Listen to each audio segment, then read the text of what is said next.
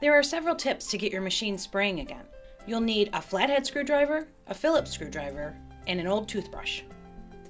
First, with the machine plugged in and upright, turn the power on and look through the front nozzle to see if your brush is rotating.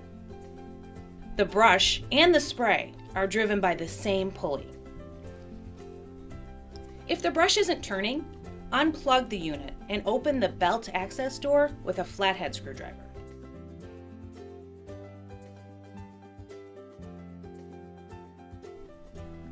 You should see a smooth pump belt. This connects from the motor to the pump pulley. Replace it if it is worn, damaged, or missing. You can replace the brush belt to get your brush working again. This video shows how to change it. With the pump belt intact, replace the belt access cover and recline the unit.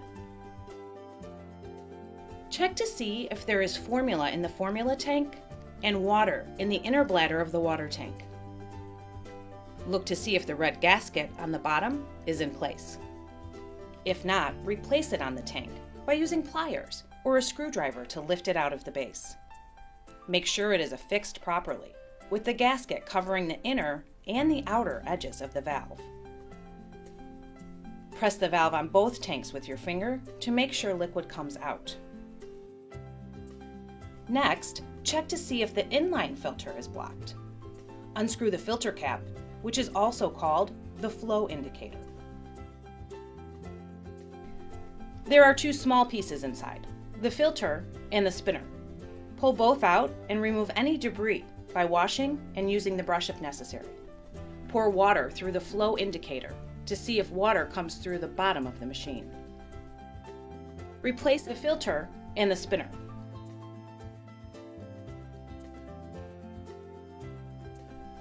If your 25A3 series has an inline filter below the water tank, it can be unscrewed with a coin.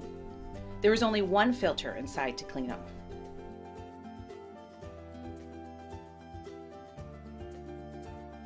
Now we will check to see if the spray tips are clean and clear.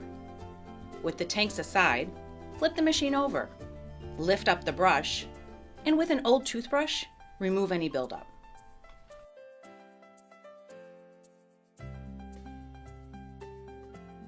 Lastly, check to see if water will spray out of the hose. Replace the tanks, put the handle up,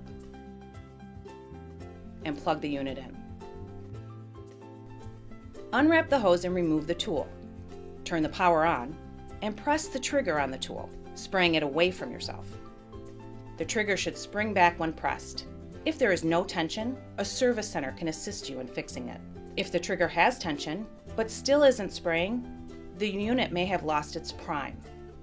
To prime it, turn the unit off and hold the trigger for 30 seconds. Then turn on and check for the spray.